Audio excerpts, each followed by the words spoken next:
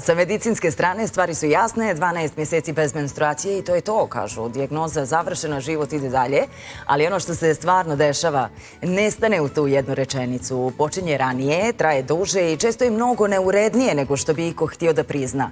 A u središtu svega, naravno, da su hormoni. I kad oni počnu da se povlače, naprave haos u sistemu koji je godinama radio po nekim svojim ustaljenim pravilima.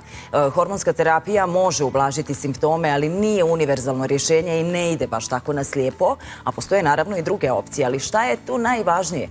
To je istina koju niko ne pakuje lijepo, jer prosto menopauza nije uredan prelaz, nije ni dostojanstvena u onom stereotipnom smislu. To je reset koji ne pita jesi li spremna, ali isto tako te i ne slomi. Jer kad hormoni prestanu da vode glavnu riječ, ostane jasniji odnos prema sebi. I to je dio koji rijetko ko kaže naglas. Menopauza razdrma tijelo, ali razbistri granice i prosto nije u pitanju neki kvar. Ali jeste trenutak kada više nemaš luksus da ignorišeš sebe. O menopauzi će 29. aprila u Narodnom pozorištu Republike Srpske glasno i edukativno govoriti iz svih mogućih uglova na anatomiji stvarnosti u okviru panel diskusije preživjeti menopauzu. Moji gosti su Aleksandra Trifunović, organizator, dr. Vesna Ćurić, dr. Nikola Baroš i mi ćemo ovog jutra iz različitih uglova o menopauzi. Dobro jutro, dobrodošli. Dobro jutro. Dobro jutro. Aleksandra, hoćemo baš glasno govoriti o menopauzi? Hoćemo. Pošto prvo moramo, a drugo mi smo planirali to, upravo zato smo u Narodnom pozorištu na velikoj sceni, pred velikom publikom, da budemo jako glasni i dostojanstveni. Jer menopauza poremeti, ajde kažem, u jednom trenutku životi sistem jedne žene, ali nekako se sve to vrati na svoje i kažu žene su posle tog perioda, onog udarnog dijela hormonskog ludila, zapravo najviše svoje. Više nego ikad u životu. Pa zapravo bi trebalo da je tako. Mislim, ja po sebi osjećam da su mi jasniji odnosi među ljudima. Pod jedan, kad više nema te hormonske maglice, ali s druge strane postoje neke tegobe koje su jako neprijatne, pa smo oko toga hteli zapravo da napravimo priču kako možemo da prođemo kroz to glatko. Jer u razgovoru sa svim tim lekarima koji će govoriti o menopauzi i pokriti sve medicinske aspekte menopauze, sam shvatila da to uopšte ne mora da bude toliko neprijatno. A da pritom ne ugrozi, znate one priče kao neću hormonsku terapiju, neću ovo, hoću samo prirodno. Mislim, postoji i prirodni način da se to reši, ali o tome će nam pričati baš na panelu naš konzilijum. Doktorice, šta vi kažete? Prosto za menopauzu je svaka od nas spremna, ali nekako uvijek nespremno dočekamo. Bez obzira što postoji period pripreme prije, koji također nije baš tako glatka priprema. Menopauza je u stvari fiziološki proces koji nas čeka u nekom periodu života. Obično je to negdje od 45. godine. Najčešće oko 50. do 55. završimo taj proces menstrualnih ciklusa i ulazimo u tu pravu menopauzu. Taj period pripreme traje negdje 5 čak do 10 godina, to je period premenopauze, gdje žena već počinje primećivati neke promjene na sebi, koje možda u početku i ne uzima kao promjenu koja vodi u tu, da kažemo, fiziologiju.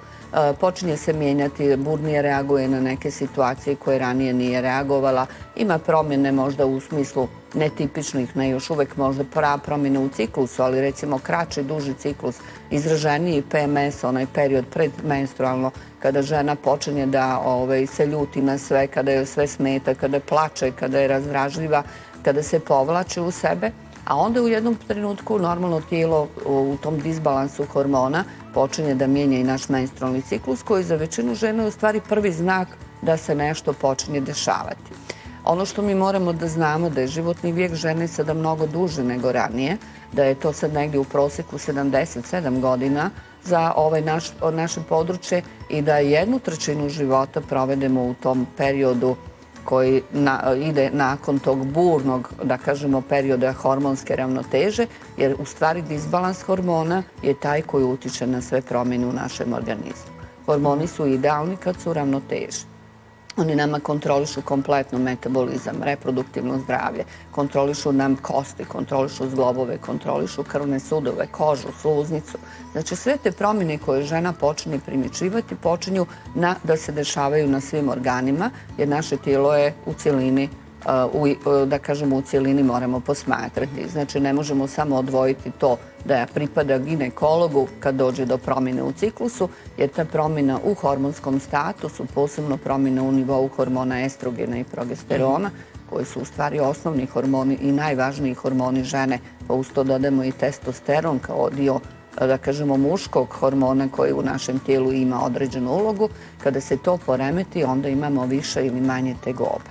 Da. A koliko su nam danas zapravo hormoni u balansu? Evo, kad okrenemo sve ovo oko sebe, pogledamo gdje smo, stalno smo pod nekim stresom, jurimo, žurimo i prosto više nismo svoji. Koliko god mi tragali za balansom? Jeste. U suštini balans je nešto što tijelo određuje.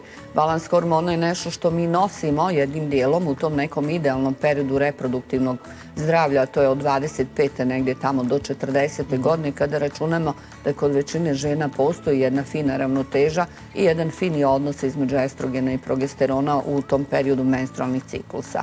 Normalno da mnogo faktora utiče na hormone, odnosno utiče na naše tijelo izvan toga. To je način života, način ishrane, stresne situacije koje, nažalost, mi imamo svakodnevno, ne ono što mi želimo, već ono što nam okolina nameće. A ono što je jako bitno, da hormoni stresa u stvari zauzimaju mjesta hormona jajnika. To je ono prvo što žena primijeti pa kaže ja sam na stresnu situaciju odreagovala sa ciklusom ili dobila sam 2 puta ili prokrvarila sam ili prestala sam krvariti kad sam doživjela stres. Često čujete od starijih žena izgubila sam ciklus kad sam doživjela veliki stres. To jeste nešto što je povezano, ali tu nisu samo hormoni jajnika, tu su hormoni štitne žlijezde, to su hormoni koji kontrolišu naše jajnike i ostale žlijezde sa unutrašnjim lučenjem iz mozga. Tu je nadbubrežna žlijezda, znači puno toga, to je pankreas, inzulin, kortizol, adrenalin, znači puno hormona koji moraju biti u jednom finom odnosu da bi mi rekli da se osjećamo dobro. Ali u suštini puno faktora koji su s polja i koji utiču na to. Znači najvažnija priča jeste da žena u trenutku kada dolazi u taj period prelaza ili tranzicije treba normalno da reaguje, da potraži pomoć, da sebi olakša taj prolazak kroz period promjene, ali ujedno i da radi na tome da puno stvari može sama. Znači od toga da promijeni način ishrane, da se fizički puno više kreće ili da je aktivnija, da se uključi u neke pilates vježbe ili vježbe snage, da nađe neki svoj izvor, da kažemo, iz kojeg će izbaciti taj nemir u tijelu, jer u stvari period prelazni, period premenopauze i ulazak u menopauzu je jedan nemir u našem tijelu koji mi moramo staviti pod kontrolu. Da, ali činjenica je ono o čemu se mnogo priča u posljednjih nekoliko godina jesu upravo te emocije u tom periodu života i kažu jedne žene zaista dobiju ogroman nalet samopouzdanja i svoje su više nego ranije, a one druge nagli pad samopouzdanja i primjećuju neke, ajde da kažemo, nesavršenosti na sebi, kako se tijelo mijenja i mijenjalo kroz godine jer život trepne onako prođe. Za čas, meni se čini od ulaska u pubertet do menopauze, sve prođe ogromnom brzinom. I šta onda, Nikola, kažu kada dođu kod vas? Koliko zapravo u tom trenutku to je zaista njihova stvarna želja i potreba ili je samo prolazan period koji će proći u jednom trenutku? Prije svega još jednom da vas sve pozdravim u moje ime. Ja na alternativnoj televiziji ovdje se prosto osjećam kao kod kuće. Nedavno sam gostovao kod vas ovdje i danas ponovo. Jedna odlična tema zbog koje ste nas pozvali ovdje i odlična ekipa koja će napraviti ovaj jedan skup i jednu panel diskusiju koja će uskoro biti u Banja Luci. A ja sam tu kao neki dio tima koji je nadogradnja, ako tako mogu reći, tog ekipe te ljudi koje će pričati o menopauzi. Ono što je važno iz aspekta plastične hirurgije, kad o tome govorimo, da se pacijentkinje u periodu menopauze javljaju prije svega ovo što ste rekli kao to jeste potreba, nije to neki hir u periodu menopauze, jer stvarni fiziološki procesi procesi koji se dešavaju u organizmu upravo su vezani za svim disbalansima hormona i eksploziji hormonskog statusa u organizmu, što je doktorka upravo rekla. Svi ti estrogeni, odnosno progesteron koji dolazi do promjena najvećim dijelom utiče na promjene kolagena koji je sastavni dio kože. Taj kolagen je odgovoran za elasticitet kože, koji je odgovoran jednostavno za stabilnost kože i te upravo borice koje se pojavljuju u tom vremenskom periodu gdje vi imate otoke na licu, periorbitalne edeme koji kasnije dovode do nabora kože i stvaraju uslove da ste kandidat za gornju blefaroplastiku, operaciju gornjih kapaka, dobijate više masnih deponija, masnih ćelija u potkožnom masnom tkivu na regiji trbuha, na regiji natkoljenica, pa ste kandidat za operacije liposukcije ili abdominoplastike, stvarno imaju apsolutnu indikaciju za to. Ono iz ugla plastičnog hirurga koji komunicira sa tim pacijentkinjama, kad imate pacijentkinju koja dolazi, koja ima stvarne i realne probleme, naravno da ste tu da pomognete. To je osnovno i predložit ćete određen operativni zahvat koji ima smisla i to je ono zbog čega se i pacijentkinje u periodu menopauze prije svega javljaju. Većinom su to operacije, odnosno operativne procedure koje sam već naveo. Kad govorimo, na primjer, o licu, u periodu menopauze, gubitak tog elasticiteta kože i pad srednjih ka donjim partijama lica, bukvalno taj trougao koji je u početku bio ovako okrenut prema gore, gdje se naglašene jagodice spuštaju, gdje se gubi elasticitet kože i gdje sve pada na donju vilicu. Vi ste tu da to podignete. To je operacija facelifta, pored ove blefaroplastike koju sam govorio. Operacije na tijelu koje se javljaju u periodu menopauze su vezane za operaciju na grudima i na stomaku prije svega. To su operacije podizanja grudi, takozvane mastopeksije, jer se gubi količina kupferovih ligamenata koji čine vam vaše grudi stabilnim. I to su operacije takozvane mastopeksije i abdominoplastike veoma često. To je gubitak, odnosno prevelika količina potkožnog masnog tkiva i kože u periodu donjeg dijela trbuha. Danas veoma popularne operacije su kombinacije određenih operacija. U menopauzi to su takozvane operacije mummy makeover. Mummy makeover je kombinacija određenih operacija vezana prije svega za kombinaciju operacija na grudima i stomaku, gdje vi na grudima radite uvećanje i podizanje grudi, a na trbuhu su to operacije abdominoplastika ili liposukcija. Znači, to je otprilike neki aspekt iz ugla plastičnog hirurga. Nikola, ja znam da to vama ne ide u prilog, ali kako mi to sve možemo spriječiti? Ja sam sad pod velikim stresom. To ćete pitati doktoricu Bojić. Da, ne, prosto. Endokrinologa. Kad žena čuje, koliko sam razumela, to hormoni rade. Da. Tako da navodno postoje, mislim, kažem navodno ne zato što sumnjam u nauku, nego zato što ja još uvek ne razumem te stvari. Hormoni nam naređuju koliko imamo elastina, koliko ovo, koliko ono. Tako da treba stabilizovati. Ali to je sve normalan prirodan proces. Znači, ono što je jako bitno, da žena shvati da prolazi kao što prolazimo kroz pubertet, kao što prolazimo kroz reproduktivni period, prolazimo i kroz taj životni period. Iz tog perioda obično izađemo jače. Ono što smo spominjali, da hormoni su ti koji održavaju tu našu ravnotežu. Hormon estrogen je hormon ženstvenosti koji nam dominira cijeli život, ali prvenstveno u ovom periodu reproduktivnog zdravlja, kad mi želimo da imamo porodicu, djecu, kad on utiče, da tako kažemo, na svu energiju koju nosimo. Hormon progesteron je hormon opuštenosti. To je majka svih hormona i on nam uvijek treba.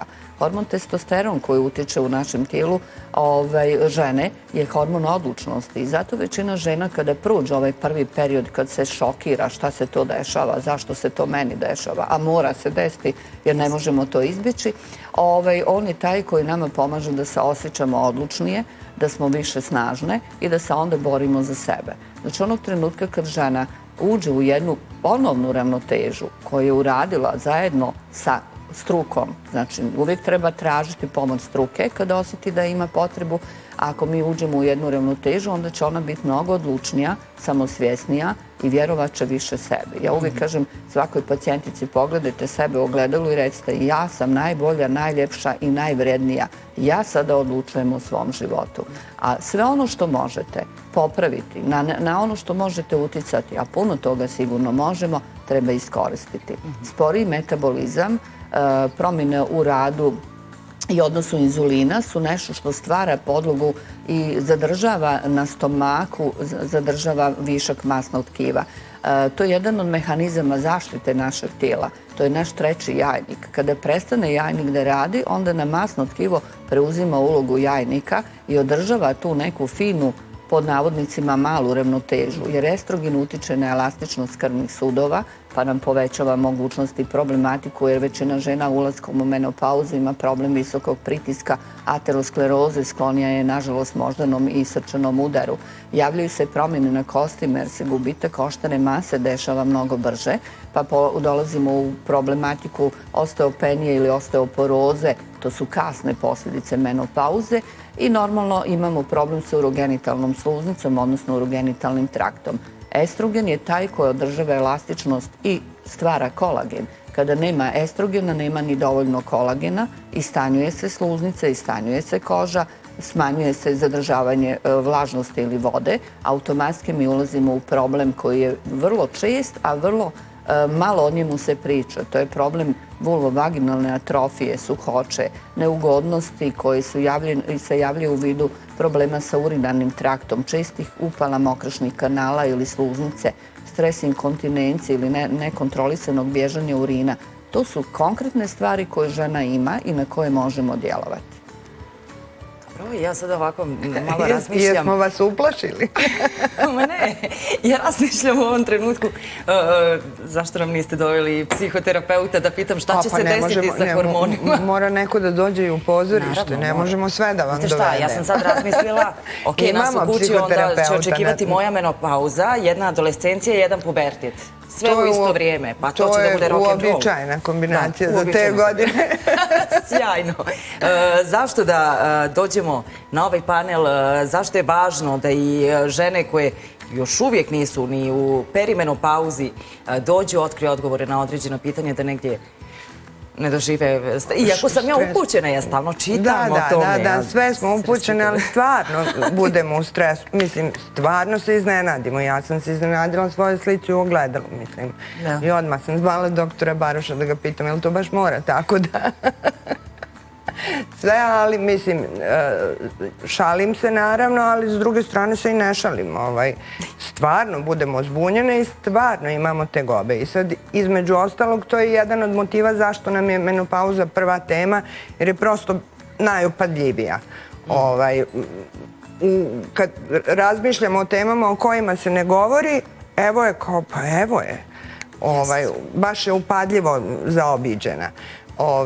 I ono što je naš cilj u celoj toj priči je da damo što više informacija u vezi s tim, da damo informaciju kako može da se prevenira neka stvar koja je neprijatna, a postoji mogućnost prevencije, i da moram da priznam i da se malo zabavimo i okupimo, da osnažimo dame u smislu, evo, niste same, niste lude, to se stvarno dešava, a ne mora da bude strašno. Divni ste. Da, to nije bolest, to je normalno fiziološko stanje i kroz to treba mudro proći. Da. Hvala vam mnogo. Sad sam se sjetila jednog taksiste koji mi je rekao sve više i više radim, žena mi je u menopauzi. Kaže, ja moram da idem iz kuće, prosto ne mogu to sve da istrpim. Kažem, ja, gospodine, proći će, mora jednom proći, sve prođe. Hvala vam mnogo, vidimo se mi na panel diskusiji, uvijek ste divni gosti, uvijek ste nam dobrodošli.